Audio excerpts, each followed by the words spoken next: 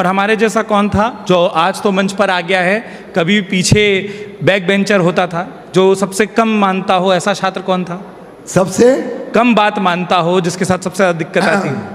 तो प्रियंका चोपड़ा जी 15 साल की थी जब फेमिना मिस इंडिया के लिए वो ट्रेनिंग में थी हमारे साथ।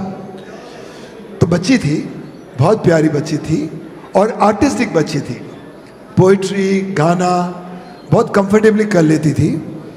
तो बचपन में डिसिप्लिन के इश्यूज हो सकते हैं, अनुशासन के, तो मैंने उनको दौड़ लगाने के लिए बताया था और क्लास में एंट्री नहीं दी थी।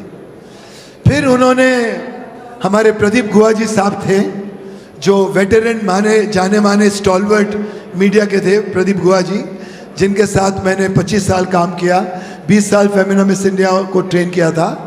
तो उन्होंने बताया कि एक चांस दे दो। उसके बाद लाइफ ने उनको बहुत बड़ा चांस दे दिया। तो आज वो जाके प्रियंका चोपड़ा जी बनी है। उनके साथ साथ डायना हेदन जी, मनप्रीत ब्रार, लारा दत्ता और ऐसे बहुत कई नाम हैं जिनको हमने होलिस्टिक हेल्थ की तालीम दी थी, शिक्षा दी थी। और उसमें वेस्टर्न हमने बताया था, हम जिम में वर्कआउट कराएंगे नहीं किसी को, हम गार्डन में कराएंगे, हम समुद्र के किनारे कराएंगे, हम उनको ध्यान कराएंगे, साधना कराएंगे, हम उनको स्वादिष्ट पौष्टिक शाकाहारी भोजन कराएंगे। हमने नॉनवेज सबका बंद कर दिया था। आप गलत शहर में ये बात बोल रहे हैं। मतलब दूर दूर से लोग लखनऊ आते हैं और खूब फरमाइशें यहाँ पहुँचती हैं। मतलब मैं भी कुछ नहीं खाता लेकिन खिलवाना खूब पड़ता है। तो अगर आप नॉनवेज बंद कराने की बात करेंगे तो आधे बोलेंगे छोड़ो योगा बंद कर देते हैं, सुबह सुबह का प्राणायाम बंद कर देते हैं, शाम को टुंडे और वो बिरयानी तो चलते रहनी चाहिए। देखिए, नॉनवेज खाना पाप नहीं है, मगर जब कोई आप संतुलित जीवन अपने स्वास्थ्य के लिए आगे बढ़ना चाहते हो तो नॉनवेज की मात्रा कम करनी चाहिए और रात के वक्त तमस्कुन की मात्रा होनी नहीं चाहिए निद्रा से पहले। सो अगर नॉनवेज खाना है तो दोपहर को खा ले और उसके साथ सूप पिए, सैलड्स खाएं, बाद में वेजिटेबल जूसेस पिए, शाम को सुबह फ्रूट्स खाएं, तो वो संतुलन हो जाता है। मैंने शुरू में कहा कि आप सतरंगी हैं, अठरंगी हूँ। हाँ, मैं यही बोलने वाला था।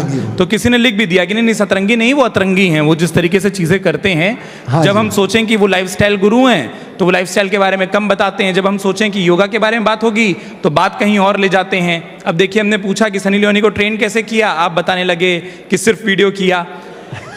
इसी तरीके से बताइए, कुछ और भी बनना चाहते थे क्या लाइफ में? मतलब जो कुछ बन गया उसके अलावा भी? जी, मैं बचपन से बॉलीवुड की फिल्में 20 बार, 30 बार, 40 बार देखता था। स्कूल नहीं जाता था, स्कूल से गुटली मारकर फिल्में देखता था। तो सब कुछ ज़बानी याद है।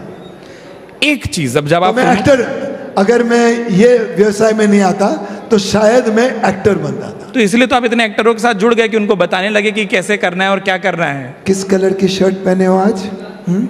बताओ। अच्छा किया कि शर्ट ही बोला। रील और मीम वालों ने सब समझ लिया कि बात किस ओर है।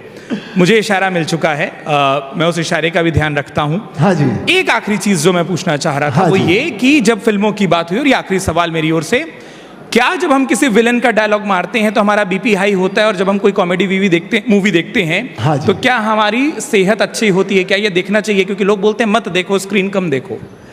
जी, फिल्मों में जब हम अपना आपा खो बैठते हैं, हम दृष्टा छोड़ के किरदार में घुस जाते हैं, फिल्म में घुस जाते हैं, कहानी में घुस जाते हैं, तो बीपी बढ़ता है।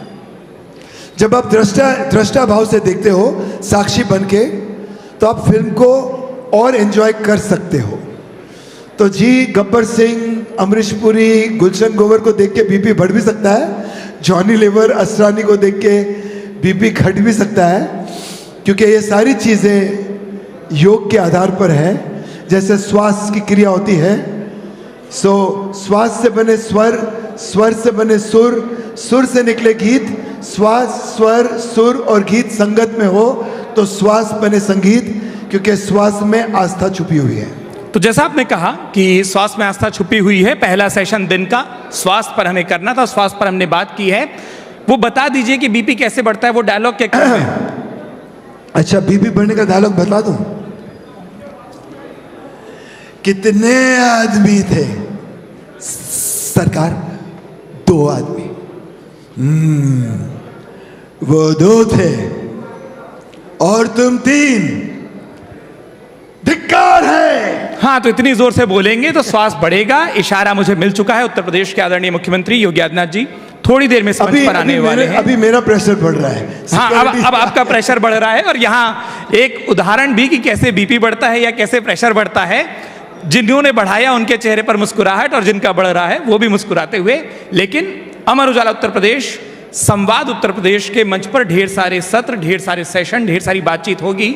और आप तमाम लोग जो कि अभी खुलकर नहीं हंसे या खुलकर सवाल नहीं पूछ पाए, मेरी तरह की पेट कैसे कम करें, मिकी जी हमारे बीच में सदन हॉल में ही मौजूद होंगे। इस मंच को मैं फिलहाल यहाँ पर एक विराम इसलिए भी देना चाहता हूँ कि अगला और इस अमर उजाला संवाद का सबसे महत्वपूर्ण सत्र उत्तर प्रदेश के माननीय मुख्यमंत्री योगी आदित्यनाथ जी का थोड़ी ही देर में इस मंच पर होने वाला है। तो आप कहीं मत जाइए, और खासतौर पर वो तमाम हमारे दर्शक जो डिजिटली हमें देख रहे हैं, वो कोई ब्रेक ना लें, क्योंकि थोड़ी देर में इसी मंच से आप सुनेंगे उत्तर प्रदेश के मुख्यमंत्री माननीय श्री योगी आदित्यनाथ जी को। मिकी जी बहुत बहुत धन्यवाद। और बातों की क्रम बहुत और बातों का सिलसिला बहुत हो सकता था, लेकिन एक अंतराल जो आवश्यकता था वो हमने यहाँ पर लिया है। बहुत बहुत शुक्रिया। मैं उम्मीद करता हूँ कि आप हो गए नेचुरलाइज, ऑप्टिमाइज, मैक्सिमाइज, एनर्जाइज, और सब हो गए मिकीमाइज्ड। बहुत बहुत शुक्रिया। Thank और you. जोरदार तालियां बजा लीजिए, क्योंकि कुछ ना कुछ सीख कर हम सब यहाँ से इस मंच से आगे जा रहे हैं। हेलो, बहुत बहुत धन्यवाद मिकी जी। मैं अनुरोध करूंगी कि आप प्लीज़ स्टेज पर रहें अभी भी। और मैं अब अनुरोध करना चाहती हूँ अमर उजाला फैमिली से सुदेश त्यागी जी को कि प्लीज़ स्टेज पर आएँ और मिकी जी को मोमेंटो भेंट करें। और दोस्तों, मैं चाहती हूँ कि आप सभी की तरफ से ज़ोरदार तालियों की आवाज़ आए। हमारा इनॉग्रल सेशन था ये, पहला सेशन, और हम सभी अमर उजाला की ओर से शुक्रिया अदा करना चाहते हैं, धन्यवाद करना चाहते हैं मिकी जी का। मैं बताना चाहती हूँ आप सभी को कि मिकी मेहता जी हमारे साथ बने रहेंगे, और सवाल जवाब के सिलसिले के लिए फिर से एक बार हम बुलाएंगे हमारे होलिस्टिक कोच को। पर फिलहाल मैं आप सबको बताना चाहती हूँ कि जो हमारे माननीय मुख्यमंत्री हैं योगी